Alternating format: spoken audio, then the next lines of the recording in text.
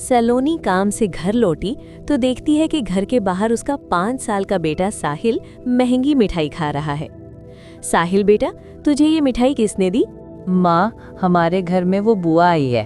अच्छा, तुम्हारी बुआ आई है? माँ, बुआ बहुत अच्छी है, मुझे बहुत प्यार करती है। ये मिठाई मुझे बुआ ने दी है।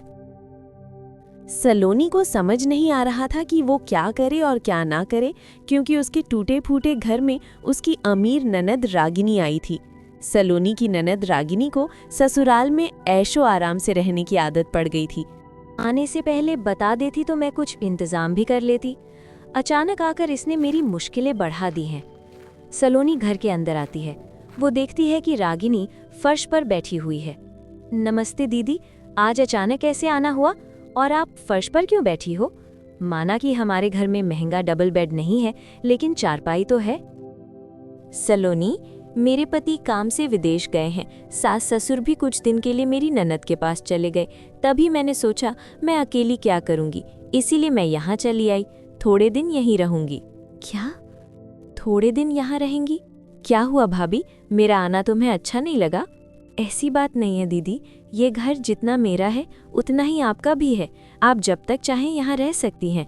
ठीक कह रही हो, लेकिन मुझे बताओ मैं सोऊंगी कहाँ? हमारे पास तो एक ही चारपाई है, उस पर आप सो जाना। हम लोगों को तो फर्श पर भी सोने की आदत है। लेकिन वो चारपाई भी अब नहीं रही। चारपाई कहाँ चली जाएगी? चारपाई कमरे में ही रखी है। मैं जैसे ही उस चारपाई पर बैठी, वो मेरा वजन नहीं सह पाई और टूट गई। सलोनी कमरे के अंदर जाकर देखती है कि चारपाई सचमुच में टूट गई थी। वो मन ही मन सोचती है कि अब मोटी ननद को कहाँ सुलाएगी।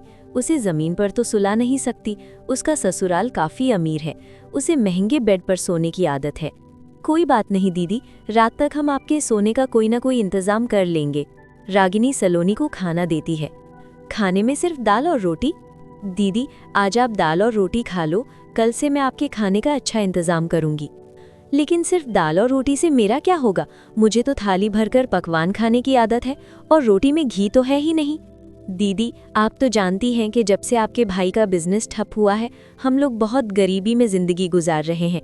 हमारा सब कुछ बिक गया है। मैं जानती हूँ भाभी, तुम चिंता मत करो, मैं अपने खाने का इंतजाम कर लूंगी। रागिनी फोन करके बाहर से ढेर सारा खाना मंगवाती है, जिसमें पिज्जा, बर्गर, पनीर की सब्जी, बटर नान और मिठाइयाँ थी। भाभी, खाना आ गया है, आओ हम लोग मिलकर खाना खाते हैं। सलोनी, रागिनी और साहिल तीनों खाना खाते हैं। अरे वाह, पिज्ज़ा, बर्गर, बटर नान।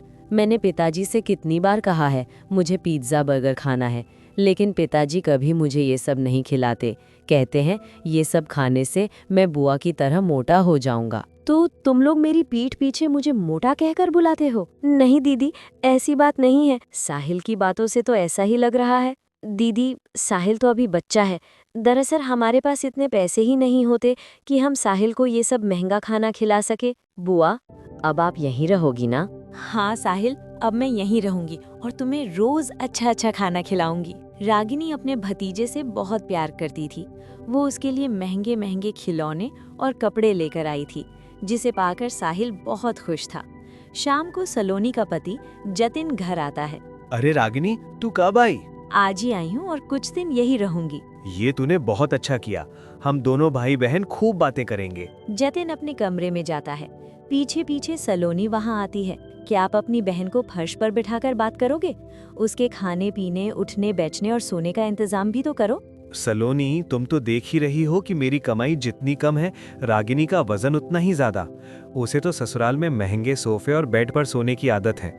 मैं ये सब कहाँ से लाऊंगा? कुछ भी हो, रागिनी अपने मायके आई है। माँ और बाबूजी नहीं रहे, ऐसे में उसे यहाँ किसी चीज की कमी महसूस नहीं होनी चाहिए। उसे ये नहीं लगना चाहिए कि माँ और बाबूजी नहीं है तो हमने उसका ठीक से ख्याल नहीं रखा है। ठीक है, तुम कहती हो तो मैं कुछ करता हूँ। दूसरे दिन जतिन बैंक से 50,000 रुपए का लोन ले लेता है और उस पैसे से एक सोफा, डबल बेड खरीद कर घर लाता है। भाई, ये सब करने की क्या जरूरत थी? जरूरत कैसे नहीं है रागिनी, तू मेरी इकलौती बहन है। मायके में तेरा ख्याल रखना मेरा फर्ज है। जतिन ने रागिनी के खाने पीने के लिए कुछ पैसे बचा कर रख लिए थे। वो पैसे वो सलोनी को दे देता है। ये पैसे रख लो, रागिनी के खाने पीने में खर्च करना। रागिनी को देसी घी के पराठे खाने की आदत है, वो सूखी रोटी नहीं खा सकती। तुम बाजार से देसी घी खरीद कर है आना। ठीक है, लेकिन आपने इतना सब कुछ कैसे किया? वो मैंने बैंक से 50,000 रुपए का लोन लिया है। हमारे ऊपर पहले से इतने कर्जे थे, आपने फिर लोन ले लिया। हम इतना कर्जा कैसे चुकाएंगे? और क्या करता, ये सोफा, ये बेड, ये सब मुफ्त में तो नहीं आते। और फिर रागिनी के खाने पीने का ध्यान भी तो रखना है। रागिनी इतनी मोटी थी कि जैसे ही वो सोफे पर बैठती है वो सोफे में नहीं समाती और सोफे का हैंडल टूट जाता है। भैया, सोफे का हैंडल तो टूट गया। कोई बात नहीं रागिनी, अब सोफे का हैंडल नहीं है तो तुझे बैठने में कोई दिक्कत भी नहीं होगी। लेकिन आप मेरे लिए नया सोफा लेकर आए थे, मेरे मोटापे के कारण उसका टूट जाना मुझे अच्छा नहीं लग रहा। तेरे लिए तो ऐसे कई सोफे कुर्बान कर दूं। हाँ, थोड़ी गरीबी में जरूर हूँ, लेकिन ऐसे दिन हमेशा नहीं रहेंगे। शाम को सलोनी रागिनी के लिए खाना बनाती है। रसोई से बहुत अच्छी खुशबू आ रही थी। क्या बना रही हो भाभी? छोले और पूरियाँ बना रही हूँ। आपको पसंद है ना? हाँ, लेकिन इसके साथ देसी घी में बेसन का हलवा मिल जाता तो मज़ा ही आ जाता। ठीक है, मैं हलवा भी बना देती हूँ। और हाँ, पूरियाँ देसी घी में तलना। देसी घी में पूरियों का स्वाद ही अलग होता है। और खाने में बाजार से थोड़ी मिठाई भी मंगवा लेना। बिना मिठाई के मुझे खाना अधूरा सा लगता है। ठीक है दीदी, अब बाहर जाकर बैठो, मैं सब कुछ तैयार कर देती हूँ। रागिनी बाहर जाकर टूटे हुए सोफे पर बैठ जाती है। वो अपने भतीजे साहिल के साथ खेलने लगती है। थोड़ी देर के बाद सलोनी थाली में खाना लेकर आती है। वो रागिनी और साहिल को खाना देती है। वाह, छोले, पूरी, हलवा और मिठाइयाँ भी। कई दिनों के बाद आज ऐसा खाने को मिला है। ऐसा खाना तो रोज खाना चाहिए, क्यों साहिल? हाँ बुआ, लेकिन माँ तो रोज साधारण खाना बनाती है। कभी दाल चावल तो कभी दाल रोटी, सब्जी भी नहीं बनाती। तू मेरे साथ मेरे घर चल, मैं रोज तुझे अच्छा अच्छा खाना खिलाऊंगी। दोनों बुआ भतीजा एक साथ खाना खाते हैं। इधर सलोनी रसोई में छिपकर छोले और चावल खाती है। देसी घी की बचत करने के लिए उसने हलवा पूड़ी सिर्फ रागिनी और साहिल के लिए बनाया था। खाना खाने के बाद भाभी मैं आराम करने जा रही हूँ। रागिनी नए बेड पर जाकर सो जाती है, लेकिन जब वो नींद में करवट बदलती है तो बेड से चरमर की आवाज आने लगती है और बेड में लगी हुई लकड़ी टूट जाती है। मेरे मोटापे की चलती ये बेड भी टूट गया। मेरी वजह से भैया का कितना नुकसान हो रहा है। रागिनी चादर बिछाकर फर्श पर सो जाती है। शाम को जब जतिन घर आता है तो वो देखता है कि रागिनी फर्श पर सो रही है। रागिनी, तू फर्श पर क्यों सो रही है? सॉरी भैया, मेरे मोटापे की वजह से नया बेड भी टूट गया, इसलिए मैं फर्श पर सो गई। लेकिन फर्श पर मुझे बहुत ठंडी लग रही है। तू चिंता मत कर, मैं तेरे लिए नया बेड ला दूंगा।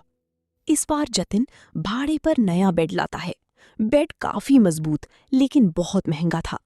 रागिनी अब उस पर आराम से सोने लगती है। रागिनी को मायके आए हुए 15 दिन गुजर जाते हैं।